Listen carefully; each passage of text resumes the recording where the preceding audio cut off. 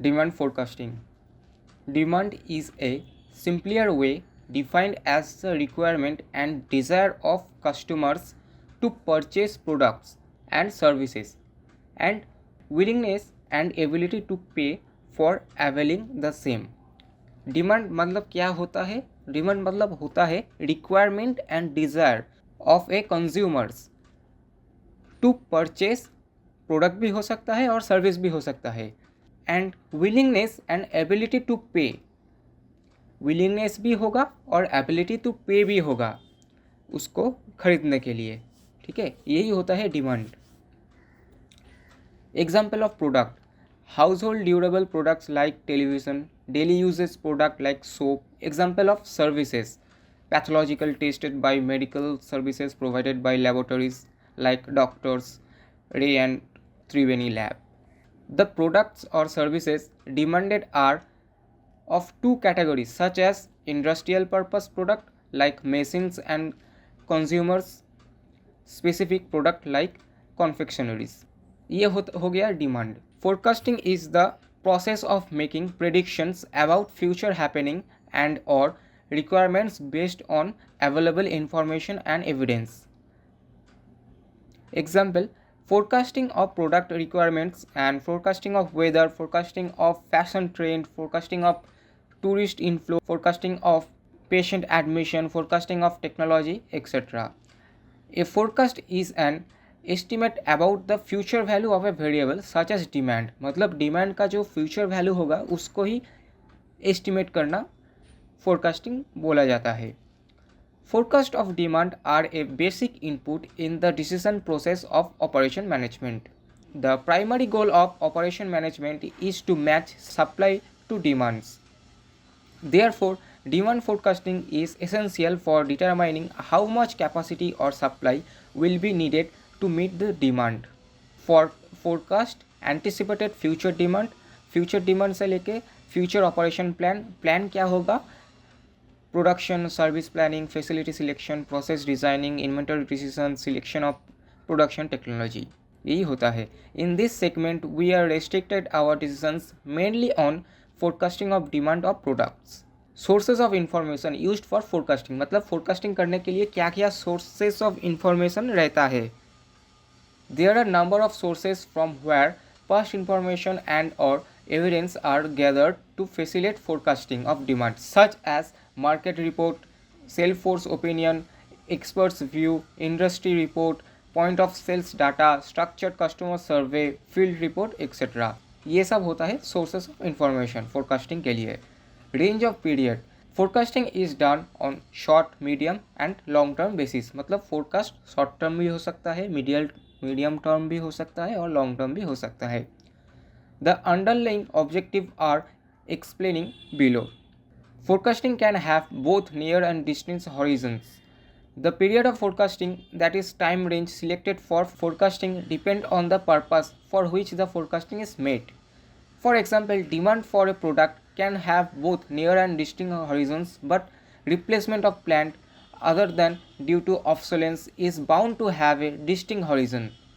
The period may vary from 1 week to some years. Depending upon the period, the forecast can be termed as short range forecasting, medium range forecasting or long range forecasting. Short range forecasting period may be 1 week, 2 week or a couple of months. Medium range forecasting period may vary from 3 to 6 months. Long range forecasting period may vary from 1 year to any period. The objective of the above said forecast is naturally different. In general, short-term forecasting will be more useful in production planning. The manager who does short-range forecasting must see that they are very nearest to the accuracy. Short-run forecasting. Usually the highly innovative product with shorter life cycle like smartphone, usually spanning over 6 to 8 months. In the case of short-term forecasting, following purposes are generally served: to estimate the inventory requirement, to provide transport facility for dispatch of finished goods, to decide workloads for men and machines, to find the working capital needed, to set up a production run for the product, to fix sales quota, to fix the required overtime to meet the delivery promises. Medium run forecasting. Usually for consumer durable products, medicines period may extend over to 1 or 2 years. The purpose of this type of forecasting is determining budgetary control over expenses, to determine dividend policy, to find and control maintenance experience, to determine schedule of operations, to plan for capacity adjustments. Long run forecasting.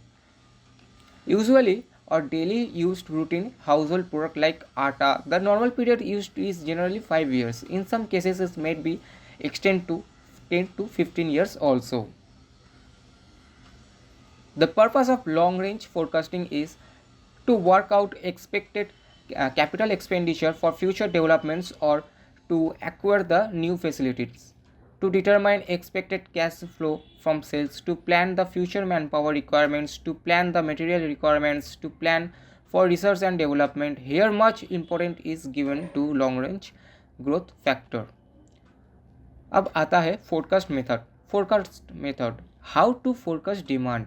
There are two types of approaches such as qualitative and quantitative. Illustration 1. From the following time series data of sales project, the sales for next 3 years. Year दिया हुआ है और sales दिया हुआ है, तो तुमको क्या कैलकुलेट करना होगा, नेक्स्ट 3 ईयर्स में कितना सेल्स होगा. तो पहले तो इस सम्स पे क्या करना होगा, पहले कितना ईयर है वो काउंट कर लेना है. 1 2 3 4 5 6 7 7 है, मतलब ऑड है. ऑड होगा तो जो मिडिल पे आएगा ना उसको ज़ीरो एज्यूम करेंगे और उसके ऊपर का माइनस पे जाएगा, मतलब -1 -2 -3, और ज़ीरो के नीचे में +1 +2 +3 करके एज्यूम करेंगे टाइम डेविएशन. इसको बोलेंगे एक्स. ठीक है, तो इधर पे ईयर्स दिया हुआ है 17 18 19 20 21 22 23.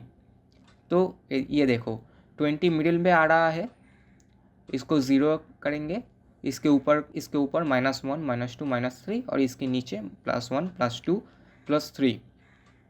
ये हो गया एक्स. वाई का वैल्यू सेल्स दिया हुआ है 80 90 92 83 94 99 92.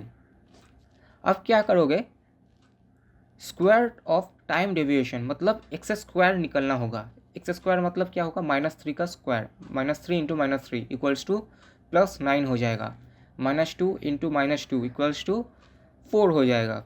-1 के साथ -1 मल्टीप्लाई करोगे तो +1 हो जाएगा. 0 0 आएगा, 1 1 हो जाएगा. 2 इंटू 2 करोगे तो 4 आ जाएगा. 3 इंटू 3 करोगे तो 9 आ जाएगा. ठीक है, अब क्या, और एक होगा product of time deviation and sales, मतलब X Y, X into Y, -3 into 80 equals to -240, -2 into 90 -180, -1 into 92 -92.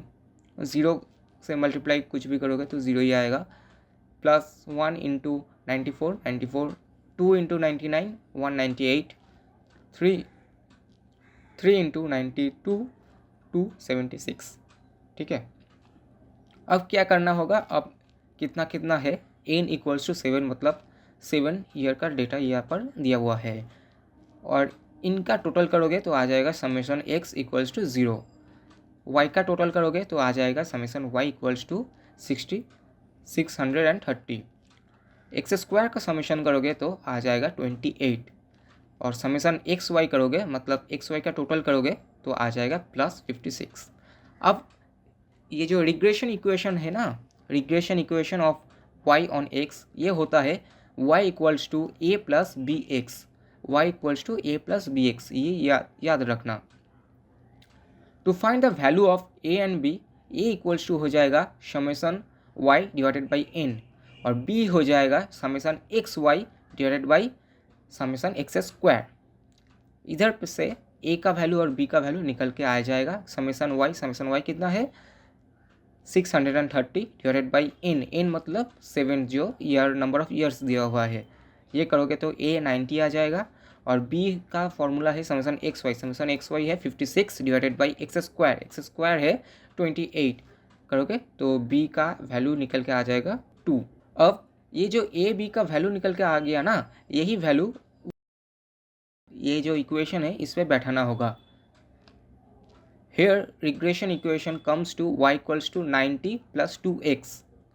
ये देखो 90 मतलब a और 2 जो b था वो x। With the help of this equation we can project the trend value for the next 3 year. That is, देखो इधर पे 23 तक दिया हुआ है, नेक्स्ट 3 क्या क्या होगा 24, 25, 26। मतलब इधर पे 23 का प्लस 3 था तो 24 का प्लस 4 हो जाएगा, 25 का प्लस 5, 26 का प्लस 6 हो जाएगा। ठीक है, तो y इक्वल्स टू y 24 का क्या होगा 90 plus 2 into 4 equals to 90 plus 8, 98,000 units. 25 का क्या होगा, इधर पे 5 हो जाएगा और 26 का इधर पे 6 हो जाएगा। बाकी फॉर्मूला तो ए भी सेम ही रहेगा। ये करोगे तो y का आ जाएगा 1 लाख यूनिट्स, और सॉरी 2025 का आ जाएगा 1 लाख यूनिट्स, और 26 का आ जाएगा 1,02,000 units.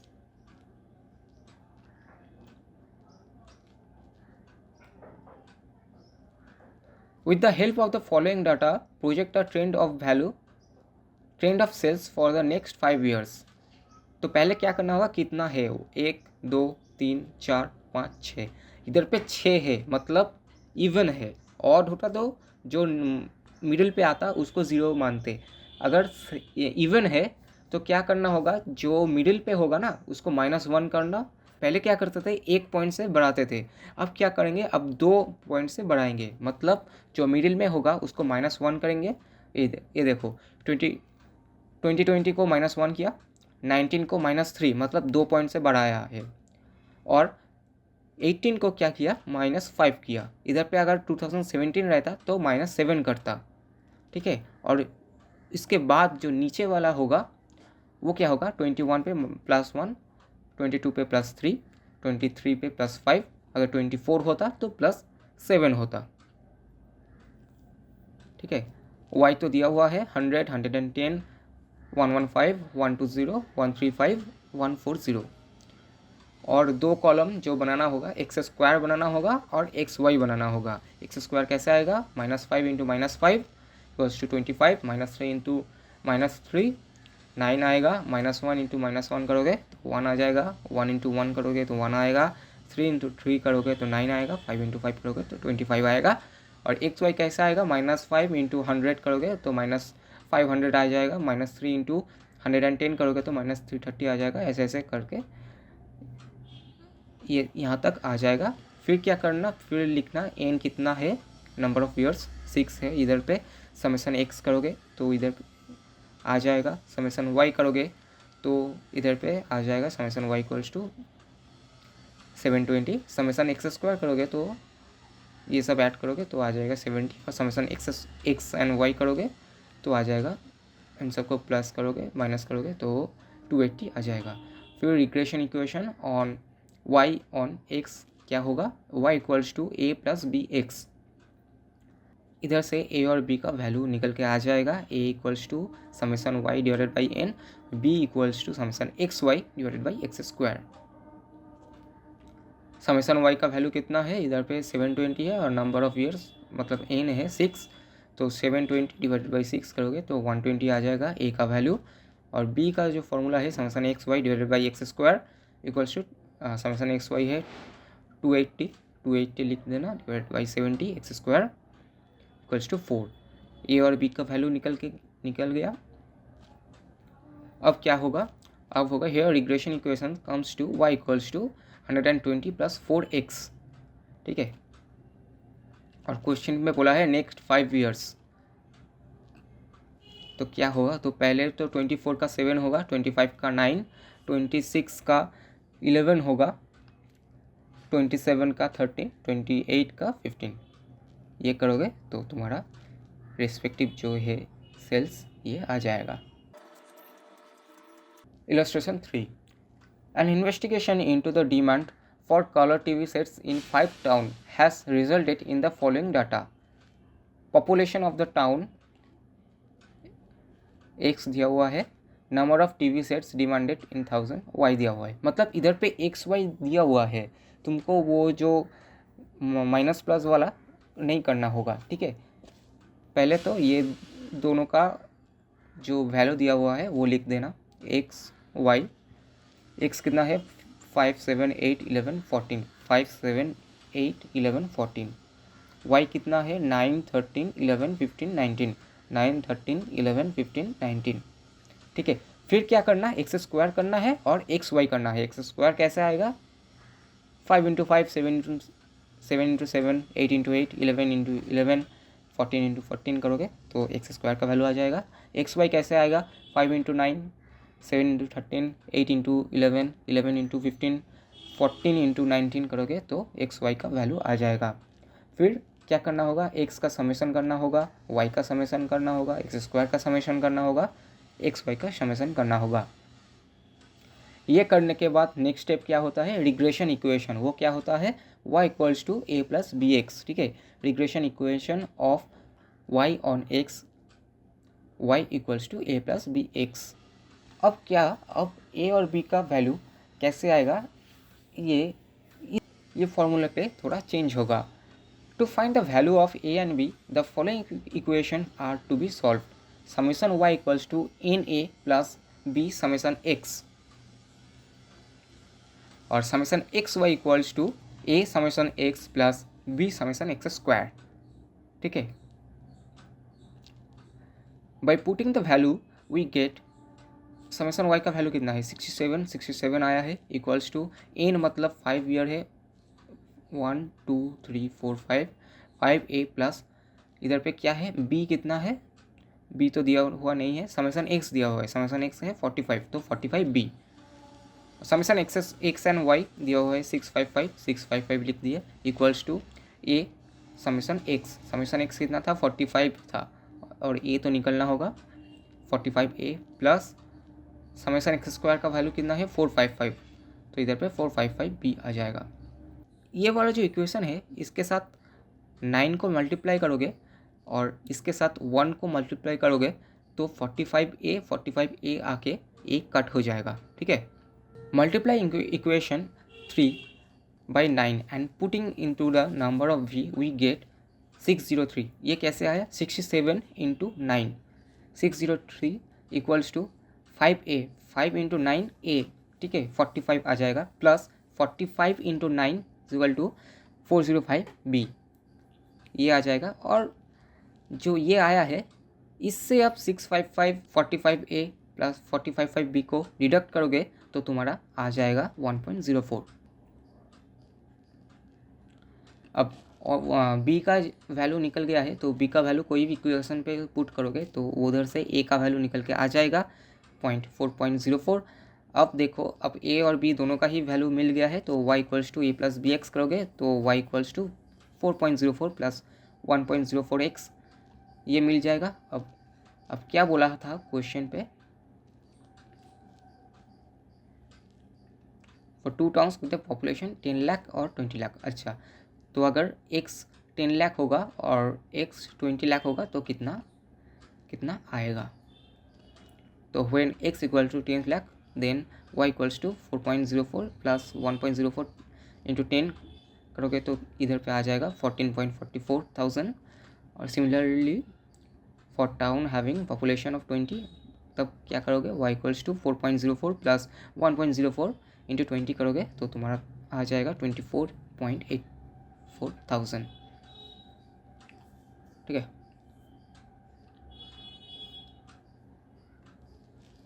Illustration 4. An investigation into the use of scooter in town 5 has resulted in the following data. Population in town. Population in town x दिया हुआ है और number of इधर पर स्कूटर दिया हुआ है y. Fit a linear regression of x on y. Fit a linear regression of y on x and estimate the number of scooter to be found in a town with a population of 16 lakh, ठीक है। तो पहले क्या करना होगा, इधर पे तो एक्स वाई दिया हुआ है, एक्स स्क्वायर और एक्स वाई निकलना होगा। तो फटाफट ये डेटा एंट्री करना होगा। एक्स 4 6 7 10 13 दिया हुआ है, वाई दिया हुआ है 44,000 6600 5700 8000 10,300। ठीक है, अब एक्स स्क्वायर करना होगा और एक्स वाई करना होगा, इधर पे हो जाएगा। फिर नेक्स्ट स्टेप क्या होगा, समेशन करना होगा। समेशन एक्स करना होगा, समेशन वाई करना होगा, समेशन एक्स स्क्वायर करना होगा, समेशन एक्स वाई करना होगा। फिर रिग्रेशन का फॉर्मूला क्या है, regression formula y equals to A plus B x. जब एक्स वाई का वैल्यू दिया होगा तब क्या करना होगा, तब फॉर्मूला चेंज हो जाएगा। Summation y equals to n a plus b summation x y equals to a summation x plus b summation x square. अब समेशन y का वैल्यू और समेशन एक्स वाई का वैल्यू पुट कर देना है, n का वैल्यू दे देना है, कितना नंबर ऑफ ईयर्स है। समेशन एक्स का वैल्यू दे देना है, इधर पे समेशन एक्स का वैल्यू दे देना है और समेशन एक्स स्क्वायर का वैल्यू भी दे देना है। इन दोनों में कुछ भी, अगर ये देखो ये जो दो इक्वेशन है ऐसे ऐसे मल्टीप्लाई करना होगा जिधर से एक डिजिट को तुम एलिमिनेट कर सकते हो। मतलब 5 × 8 करोगे तो तुम्हारा 40a आ जाएगा। ठीक है, तो पहले वाला इक्वेशन को 8 से मल्टीप्लाई करना और दूसरे वाला को 1 से, ये करोगे तो तुम्हारा आ जाएगा 35,000 × 8 करोगे तो 2,80,000 आ जाएगा equals to 40a plus 320b। अब ये जो इक्वेशन है इससे ये वाला को डिडक्ट करोगे तो तुम्हारा b का वैल्यू निकल के आ जाएगा। b का वैल्यू आ जाएगा 620। b का वैल्यू कोई भी इक्वेशन पे पुट करोगे तो तुमको a का वैल्यू मिल जाएगा। a इधर पे आ जाएगा 2040। अब a और b दोनों का ही वैल्यू मिल गया है तो y equals to A plus B x और y equals to 2040 plus 620x। अब x का जो बोला है इधर पे था पॉपुलेशन 16 लाख होगा तो कितना होगा, तो क्या होगा y इक्वल्स टू 2040 प्लस 620 और 16 लाख होगा तो इसलिए 16 लिखा है। ठीक है, ये करोगे तो y का वैल्यू आ जाएगा।